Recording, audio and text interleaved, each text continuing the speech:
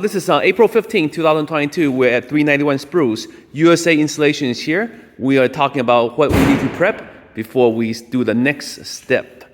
All right, so really the only prep work I guess I would need is the exterior walls that we're going to be doing that have drywall. All the so these walls all need to be taken down. Yeah, all the drywall or plaster needs to be removed. Yes. That way I can access the walls. Yes. Up above us here, depending on, I'm assuming you guys are going to replace all that at some point, right? Yeah, or just cover it. What do you think? Yeah, well, whatever works.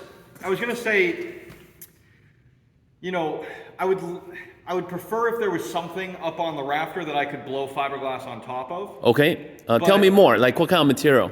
Anything really, because if you don't put anything up before I come, I can always put plastic up and then blow on top of that. But it's just plastic sheet, right? Yeah, very like 6 millimeter. Yeah, exactly. Very thin stuff. Right. So I can put, I can do that wherever there's a gap, just to be able to blow on top of that. So that one I can be a little bit more lenient on, whichever way you guys prefer to do that. Just let me know before the install. That way I know what I need to bring. What would you prefer? Since well, because that's why I asked if you're going to be drywalling it. If you're going to rip all this down, then you would drywall. Well, actually no. So sometimes if you're going to put drywall right over it, you could just put a layer of drywall over, and I could blow right on top of that. Or if you just rip everything down, I could potentially plastic the entire ceiling and just blow on top of the plastic, and then you can drywall over the plastic. Does that make sense? Yes. So either way, okay. Yeah. So what other things have you seen done that's very we should try to follow the best practices? Yeah, I mean there's so many different options that you really have. Yeah.